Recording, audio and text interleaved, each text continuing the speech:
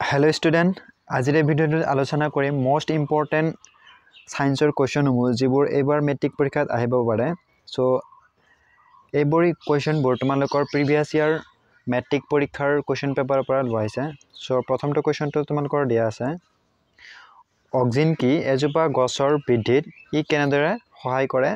So 2 number দিয়া আছে, বগা পোহৰৰ বিচ্ছুৰণ মানে কি, বুজা। প্ৰিজমৰ দ্বাৰা বগা পোহৰৰ বিচ্ছুৰণৰ চিত্ৰ অঙ্কন কৰা।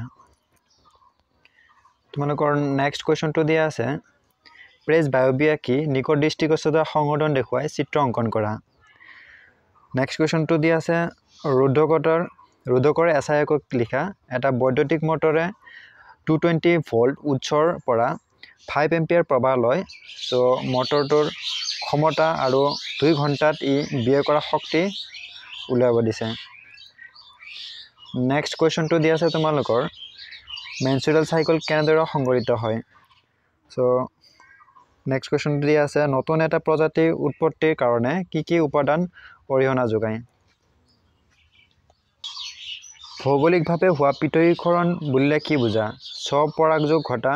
উদ্ভিদ প্ৰজাতি এটাৰ বাবে ই প্ৰজাতিকৰণৰ এটা প্ৰধান কাৰক হ'ব পাৰেনে, কিয় পাৰে আৰু কিয় নোৱাৰে। নেক্সট কুৱেশ্যনটো তোমালোকৰ দিয়া আছে, মানুহৰ মস্তিষ্কৰ অংশসমূহৰ নাম লিখা। চেৰিবেলামৰ দ্বাৰা নিয়ন্ত্ৰিত ক্ৰিয়াকলাপসমূহ চিনাক্ত কৰা। নেক্সট কুৱেশ্যনটো তোমালোকৰ দিয়া আছে, এটা পদাৰ্থ এক্সৰ দ্ৰৱক বগা ৰং সানিবলৈ ব্যৱহাৰ কৰা হয়। পদাৰ্থৰ নাম আৰু সংকেত লিখা আৰু পানীৰ সৈতে 1ত উল্লেখিত পদাৰ্থ এক্সে কৰা বিক্ৰিয়াটো লিখা। আৰু দিছে তলৰ বিক্ৰিয়াত জাৰিত আৰু বিজাৰিত হোৱা পদাৰ্থসমূহ চিনাক্ত কৰিব দিছে। সো ইয়াতে দিছে copper oxide plus hydrogen equal to copper plus water. তো নেক্সট কুৱেশ্যনটো তোমালোকৰ দিয়া আছে, এটা উজ্জ্বল মুগা ৰঙৰ মৌল এক্সক বায়ুত গৰম কৰোঁতে কলা হৈ পৰিল। মৌল এক্স আৰু উৎপন্ন হোৱা কলা বস্তুটোৰ যৌগটোৰ নাম লিখা। তোমালোকৰ নেক্সট কুৱেশ্যনটো দি আছে, ব্ৰহ্মবিউটনৰ সমযোগীৰ গঠনৰ সংকেত আঁকা। দেন বি নম্বৰটো দি আছে, ইথানইক এচিড কাৰ্বনেট আৰু হাইড্ৰজেন কাৰ্বনেটৰ লগত কিদৰে বিক্ৰিয়া কৰে, ৰাসায়নিক বিক্ৰিয়াটো লিখিব লাগে। সো চি পাৰ্টত দি আছে, চাবোনৰ মলি আঁতৰোৱা প্ৰক্ৰিয়াটো ব্যাখ্যা কৰিব লাগে। দেন নেক্সট মোষ্ট ইম্পৰ্টেণ্ট কুৱেশ্যনটো হৈছে, জৈৱ অনুঘটকবোৰ কি, এনে দুটা অনুঘটকৰ নাম লিখা। আমাৰ শৰীৰত এইবোৰে গ্ৰহণ কৰা ভূমিকা আলোচনা কৰা। পাকস্থলীৰ দ্বাৰা পাকস্থলীত প্ৰাক গ্ৰন্থিৰ দ্বাৰা পাকস্থলীত নিঃসৰিত হোৱা হাইড্ৰক্লৰিক এচিডৰ কাম কি লিখিব লাগে। নেক্সট কুৱেশ্যনটো তোমালোকৰ দিয়া আছে, উদাহৰণৰ সৈতে তলত দিয়াবোৰ সংজ্ঞা লিখা। 1 নম্বৰ আছে মিনাৰেল, 2 নম্বৰ আছে অৰ, এণ্ড চিত আছে ধাতু সংশোধনৰ বাবে ব্যৱহৃত বিদ্যুৎ পৰিশোধন পদ্ধতিটো ব্যাখ্যা কৰিব লাগে। দেন তোমালোকৰ নেক্সট কুৱেশ্যনটো দিয়া আছে, বিউটনৰ সমযোগীবোৰৰ গঠন সংকেত আঁকা। দেন প্ৰতিস্থাপন বিক্ৰিয়া কাক বোলে, উদাহৰণৰ সৈতে ব্যাখ্যা কৰা। এণ্ড চিত দিয়া আছে, পৰীক্ষাৰ সহায়ত এলকহল আৰু কাৰ্বক্সিলিক এচিডৰ মাজত প্ৰভেদ কিদৰে দেখুৱাব পাৰি। দেন তোমালোকৰ ইম্পৰ্টেণ্ট কুৱেশ্যনটো দিয়া আছে, আধুনিক পৰ্যায়বৃত্ত সূত্ৰটো লিখা। আধুনিক পৰ্যায়বৃত্ত সূত্ৰ তালিকাত মেণ্ডেলিভৰ পৰ্যায়বৃত্ত তালিকাত থকা আওবাবোৰ কিদৰে দূৰ কৰিছিল। দেন নেক্সট কুৱেশ্যনটো দিয়া আছে, নিউজিলেণ্ডৰ অষ্টক সূত্ৰটো কি, নিউজিলেণ্ডৰ অষ্টক সূত্ৰৰ সীমাবদ্ধতাবোৰ কি আছিল। দেন পৰাগযোগ কি, পৰাগযোজন আৰু নিষেচনৰ মাজত পাৰ্থক্য লিখা। সো আৰু কুৱেশ্যনটো দিয়া আছে, স্বপৰাগযোগ আৰু ইতৰ পৰাগযোগৰ মাজত পাৰ্থক্যটো লিখিব লাগে। দেন নেক্সট কুৱেশ্যনটো দিয়া আছে, জীৱাশ্ম ইন্ধনৰ দুটা উদাহৰণ দিয়া এজন সাধাৰণ ব্যক্তি হিচাপে।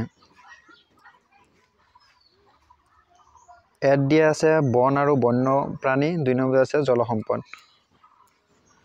দেন নেক্সট কুৱেশ্যনটো তোমালোকৰ দিয়া আছে, পানী সঞ্চয় মানে কি, পাহাৰীয়া অঞ্চল আৰু সমতল অঞ্চলৰ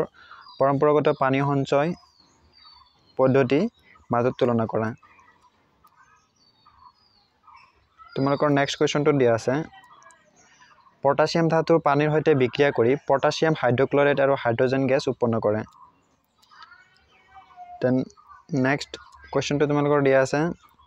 তোমাৰ হাতত এ আৰু বি দুটা দ্ৰৱ আছে দ্ৰৱ এ pH ৰ মান 6 আৰু দ্ৰৱ বি pH ৰ মান 8 কোনটো দ্ৰৱত হাইড্ৰজেন আয়নৰ গাঢ়তা বেছি আৰু কোনটোত আম্লিক আৰু কোনটো ক্ষাৰকীয় দেন নেক্সট তোমালোকৰ কোৱেশ্চনটো দিয়া আছে এখিলা পাতৰ প্ৰস্থছেদ আকা আৰু তাক সঠিকভাৱে চিহ্নিত কৰা পাতত থকা সেউজীয়া বিন্দুবোৰৰ নাম কি এইবোৰৰ কাৰ্যৰ প্ৰদৰ্শন কৰা নেক্সট কোৱেশ্চনটো তোমালোকৰ দিয়া আছে পেশীকোষ কেনেদৰে তাৰ আকৃতি সলনি কৰে নেক্সট আমাৰ শৰীৰত আয়োডিনৰ গুৰুত্ব কি দেন ৰেণুৰ দ্বাৰা বংশবিস্তাৰ কৰাটো কোনো এক জীৱৰ বাবে কেনেদৰে লাভৱান হ'ব পাৰে নেক্সট কোৱেশ্চনটো দিয়া আছে উত্তল লেন্স এখনৰ দুগুণ ফকাস দূৰত্ব এটা লক্ষ্যবস্তু ৰাখি ইয়াৰ ৰশ্মি চিত্ৰ অংকন কৰিব লাগে দেন দিয়া আছে লেন্সৰ ক্ষমতাৰ সংজ্ঞা লিখা ইয়াৰ এছআই একক কি দেন কোৱেশ্চনটো দিয়া আছে বহুৰূপ কি কাৰ্বনৰ বহুৰূপ দুটাৰ নাম লিখা দেন দিয়া আছে উদাহৰণৰ সৈতে উভয়ধৰ্মী অক্সাইডবোৰ ব্যাখ্যা কৰা দেন নেক্সট কোৱেশ্চনটো দিয়া আছে এটা সক্ৰিয় ধাতু লৌহ হাইড্ৰক্লৰিক এচিডৰ যোগ কৰিলে কি গেছ উৎপন্ন হয় দেন নেক্সট কোৱেশ্চনটো দিয়া আছে উদ্ভিদৰ দেহত খাদ্যৰ কেনেদৰে সংবহন ঘটে জাইলেম আৰু ফ্লুয়েম দ্ৰৱৰ পৰিবহনৰ পাৰ্থক্যবোৰ কি কি দেন নেক্সট কোৱেশ্চনটো দিয়া আছে এটো আছে অংকৰ তোমালোকৰ বিদ্যুৎ চেপ্টাৰৰ এটা বৈদ্যুতিক প্ৰবাহে যোগান ধৰা শক্তিৰ হাৰ কিয়ে নিৰূপণ কৰে দেন 8 ওম ৰোধৰ এটা বৈদ্যুতিক চুলাই 2 ঘণ্টা চলুতে মেইনৰ পৰা 15 এম্পিয়াৰ প্ৰবাহ লয় চুলাটোৰ তাপ উৎপন্ন হোৱা হাৰ উলিয়াব লাগে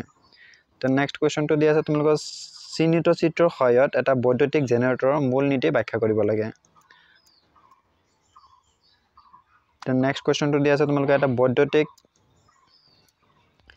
তাৰ ডালে 5 মিনিট সময়ত 0.6 এম্পিয়াৰ প্ৰবাহ লয় বৰ্তনীৰে চালিত হোৱা বৈদ্যুতিক আধানৰ পৰিমাণ উলিয়াব লাগে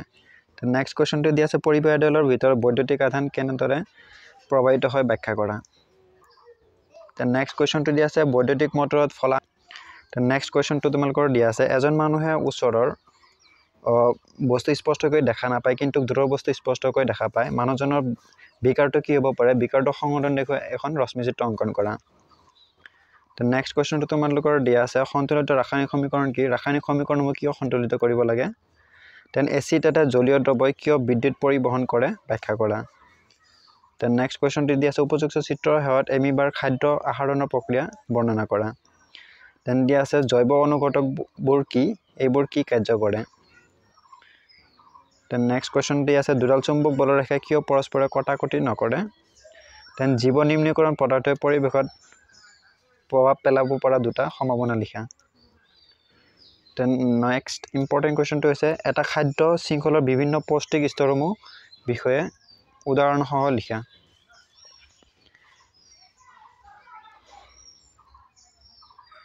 দেন ইম্পৰ্টেণ্ট কোৱেশ্চনটো হৈছে লোহা জোৰা দিয়া সময়ত ৱেল্ডিং অক্সিজেন আৰু ইথাইন দহন কৰা হয় ইথাইনৰ লগত বায়ু কিদৰে কিয় ব্যৱহাৰ কৰা নহয় ব্যাখ্যা কৰা দেন দিয়া আছে বিউটনৰ গঠন সমজুমি দুটাৰ গঠন আৰু সিহঁতৰ নাম লিখা দেন নেক্সট কোৱেশ্চনটো তোমালোকৰ দিয়া আছে মস্তিষ্ক মুখ্য চিন্তা ভাৱনাৰ অংশটো কি যিকোনো গোন্ধ কেনেদৰে নিৰ্ণয় কৰিব পৰা যায়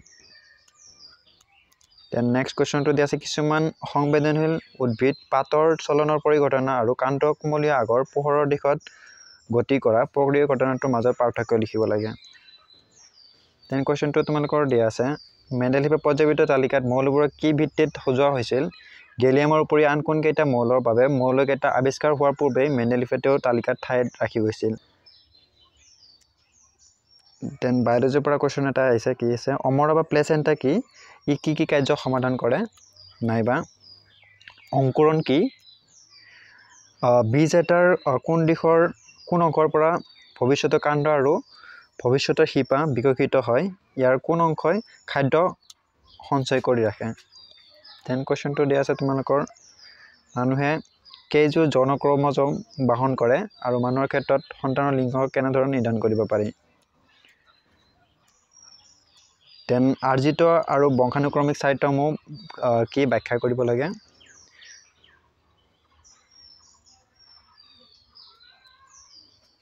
দেন তোমালোকৰ এইটো কোৱেশ্চন তোমালোকৰ ইম্পৰ্টেণ্ট উমৰ সূত্ৰটো লিখা মোষ্ট ইম্পৰ্টেণ্ট কোৱেশ্চনটো হৈছে পৰিবাহী ৰোধৰ নিয়ন্ত্ৰণ কৰা দুটা কাৰকসমূহ লিখিব লাগে দেন আৰু এটা অংকৰ দিয়া আছে এটা বৈদ্যুতিক মটৰে 220 ভোল্ট লাইনৰ পৰা 5 এম্পিয়াৰ পাৱাৰ লয় মটৰটো ক্ষমতা আৰু 2 ঘণ্টা চালিত হোৱা ব্যয় শক্তি নিৰ্ণয় কৰিব লাগে